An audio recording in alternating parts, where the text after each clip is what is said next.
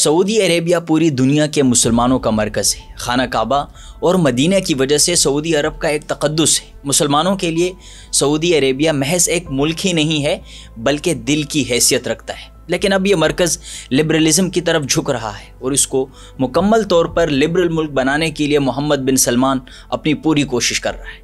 उनकी पॉलिसियाँ इस्लामी नुक्ते नज़र के बिल्कुल ख़िलाफ़ है। पहले कोई सोच भी नहीं सकता था कि सऊदी अरेबिया में फ़िल्म फेस्टिवल होगा, फैशन शो होगा जिसमें ख़वातीन चुस्त और आधे कपड़ों में अपने जिस्म की नुमाइश करेगी। कंसर्ट्स, म्यूज़िकल नाइट्स होंगी। ये पिक्चर्स जो आप देख रहे हैं ये किसी यूरोपियन कंट्री के नहीं बल्कि सऊदीया के हैं, जहाँ ये सब रंग रंगीलियाँ मनाई जा रही है। बात सिर्फ फिल्म फेस्टिवल, फैशन शो और कंसर्ट्स तक महदूद नहीं रही बल्कि अब डिप्लोमेट्स के लिए शराब की सहूलत भी मिल गई है। ये सब मोहम्मद बिन सलमान क्यों कर रहा है, उसका विजन 2030 क्या है, इसको समझते हैं आज की इस वीडियो में। सऊदी अरेबिया एक पावरफुल कंट्री है और इसकी एक वजह यह है कि ये दुनिया की दूसरी सबसे बड़ी ऑयल प्रोड्यूसर कंट्री है। सऊदीया के जीडीपी का 46% सिर्फ ऑयल से आता है, जो कि बहुत बड़ी अमाउंट है। अभी तक सऊदीया ने ऑयल से जितना कमाया है मुस्तकबिल में इसका 10% भी नहीं कमा सकती, क्योंकि दुनिया फ्यूल से इलेक्ट्रिक पर शिफ्ट हो रही है। 2050 में जब एक बैरल ऑयल $50 से कम पर आ जाएगा तो उस वक्त सऊदीया के लिए अपने पाँव पर खड़ा होना मुश्किल ही नहीं, नामुमकिन हो जाएगा। इसलिए मोहम्मद बिन सलमान ने दूर अंदेशी का मुजाहरा करके मौजूदा मसाइल पर गौर किया। सबसे पहले उन्होंने ये देखा कि मुस्तकबिल में पेट्रोल ऑयल की डिमांड कम हो जाएगी, दुनिया रिन्यूएबल एनर्जी की तरफ जा रही है, तो हम इन हालात में सर्वाइव कैसे करेंगे। दूसरा सबसे बड़ा मसला मोहम्मद बिन सलमान ने ये आइडेंटिफाई किया कि सऊदीया की 65% पॉपुलेशन 30 साल से कम की है, 63% नौजवान बेरोज़गार है, 58% 30 साल से कम उम्र नौजवान एजुकेटेड तो है, डिग्री अभी है, लेकिन उनके पास जॉब्स नहीं है। इसलिए मोहम्मद बिन सलमान ने यह सोचा कि हमें जॉब्स क्रिएट करना होंगी, अपने आप को इकोनॉमिकली स्ट्रॉन्ग करने के लिए कुछ नया करना पड़ेगा। कब तक ऑयल पर डिपेंडेंट रहेंगे।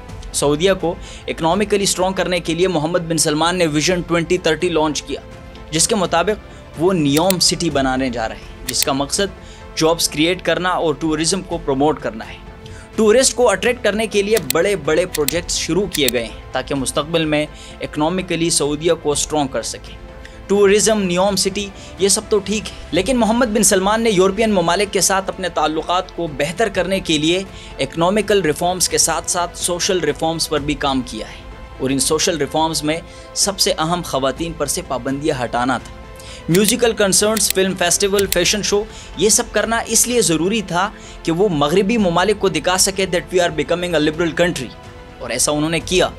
शहजादा मोहम्मद बिन सलमान सऊदीया का एक नया इमेज बनाना चाहता है। मिडल ईस्ट, यूरोपियन कंट्रीज़ के तर्ज पर अपने मुल्क में चेंजेस कर रहा है ताकि वो साबित कर सके कि सऊदीया अब इन्वेस्टमेंट के लिए बेहतरीन जगह बन गई है। इसलिए उन्होंने सबसे पहले ख़वातीन पर से पाबंदियाँ हटाई।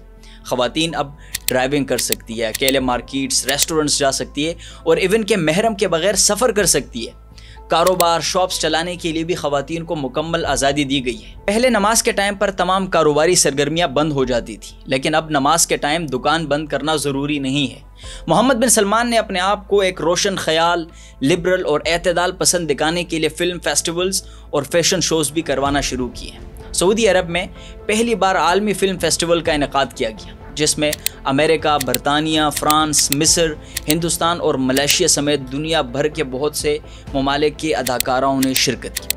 सऊदी अरब के साहिली शहर जिद्दा में होने वाले अपनी नौइयत के एक मुनफरिद और पहले फ़िल्म फेस्टिवल रेड सी इंटरनेशनल फ़िल्म फेस्टिवल में दुनिया भर की मारूफ शोबिस शख्सियात ने शिरकत की। उस फिल्म फेस्टिवल में 67 ममालिक की 138 दस्तावेज़ी फ़िल्में 30 से ज़ायद ज़बानों में पेश की गई। एक रिपोर्ट के मुताबिक साल 2030 तक सऊदी अरब की इंटरटेनमेंट इंडस्ट्री में $950 मिलियन मुनाफा बख्श कारोबार होने की तवक्को है, जो मुल्क की इकोनॉमी में अहम किरदार अदा करेगी। सिर्फ फिल्म फेस्टिवल ही नहीं बल्कि म्यूज़िकल कंसर्ट्स भी मोहम्मद बिन सलमान ने कराए और इसके लिए बॉलीवुड स्टार सलमान खान सऊदी वली अहद मोहम्मद बिन सलमान की दावत पर सऊदी अरब के दारुल हुकूमत रियाज में परफॉर्म किया और सलमान खान के इस टूर को दबंग टूर का नाम दिया गया। सलमान खान के साथ बॉलीवुड फिल्म स्टार शिल्पा शेट्टी, जैकलीन फर्नांडिस भी साथ थी। उस मेगा इवेंट में रिपोर्ट के मुताबिक 80,000 अफराद ने शिरकत की। इससे कबल मारूफ बैनुल अक़वामी गुलकार जस्टिन बीबर ने भी 6 दिसंबर को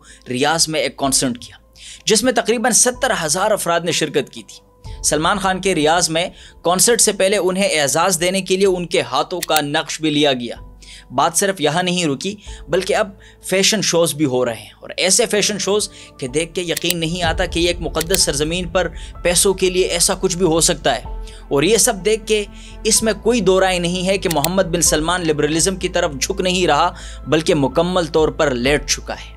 وہ اپنے ملک کی اصل شناخت ختم کرنا چاہتا ہے، اکانومی کو اسٹرانگ کرنے کے لیے، تاکہ بیرونی آقاؤں کو خوش کر کے سرمایہ کاری لا سکے۔ محمد بن سلمان کی ان سوشل ریفارمز کے بعد بہت سارے نوجوانوں نے جو ترقی پسند اور روشن خیال ہے انہوں نے اس کام کو اپریشیٹ کیا ہے، اور اب شیخ جبے میں ڈانس کرتے ہوئے سینما، کنسرٹس اور فیشن شوز کو انجوائے کر رہے ہیں۔ خواتین کو اس بات کی خوشی ہے کہ اب وہ ڈرائیونگ کے ساتھ ساتھ بغیر کسی محرم کی نگرانی کے جہاں چاہے جیسے چاہے گھوم پھر سکتی ہے، اور کچھ لوگ اس کو کاروباری لحاظ سے ٹھیک سمجھ رہے ہیں۔ اس طرح کرنے سے جابز بھی کریٹ ہوں گی اور انویسٹرز انویسٹ کرنے کے لیے انٹرسٹ بھی دکھائیں گے۔ سعودی معاشرے کے بعض لوگ اس تبدیلی سے پریشان ہیں۔ انہیں لگتا ہے کہ اس طرح کرنے سے روایتی اقدار اور اسلامی اصول ختم ہو جائیں گے، جبکہ دوسری طرف مذہبی لوگوں کا ایک طبقہ خاموش تماشائی بنا ہوا ہے۔ اس کا مطلب ہے کہ وہ ملک کے مستقبل کے استحکام اور خوشحالی کے لیے ماڈرنائزیشن، لبرلزم کو وقت کی ضرورت سمجھتے ہوئے تسلیم کرتے ہیں۔ اسلام سے مکمل متصادم اصلاحات کے نفاذ کے بعد بھی مکہ اور مدینہ جیسی سرزمین پر منبر و محراب خاموش ہے، اور اس کی وجہ یہ ہے کہ وہاں جمہوریت نہیں ہے، شاہی سسٹم ہے، اور شاہانہ سسٹم میں وہی ہوتا ہے جو بادشاہ نے کہہ دیا ہو۔ ریاست کے بعد جو چیز سب سے زیادہ پاورفل ہوتی ہے وہ ہے منبر، لیکن افسوس کی بات ہے کہ سعودیہ میں منبر سے واعظ و نصیحت بھی شاہی دربار سے لکھ کر جاتا ہے، اور علماء پرچی سے پڑھ کر خطبہ دیتے ہیں، اور علماء بیچارے اپنی مرضی سے کچھ کہہ بھی نہیں سکتے۔ خاص طور پر شاہی فرمان پر تبصرہ کرنے کا تو سوال ہی پیدا نہیں ہوتا۔ اس کا مطلب یہ ہے کہ کنگ آف سعودیہ نے علماء کے ہاتھوں پر ہتکڑیاں نہیں بلکہ زبانوں پر تالے لگائے ہیں، اور اگر غلطی سے کسی کا تالا کھل جائے تو ہتکڑی ایک قدم کے فاصلے پر اس کا استقبال کرتی ہے۔ یہی سوشل ریفارمز اگر انڈیا، بنگلہ دیش اور پاکستان جیسے ملک میں ہوتے تو اب تک کئی ریلیاں، جلسے، جلوس اور حکومت کے خلاف دھرنے ہو چکے ہوتے، لیکن وہاں ایسا کچھ بھی نہیں ہوا، اور اس کی وجہ واضح ہے، وہاں کا نظام۔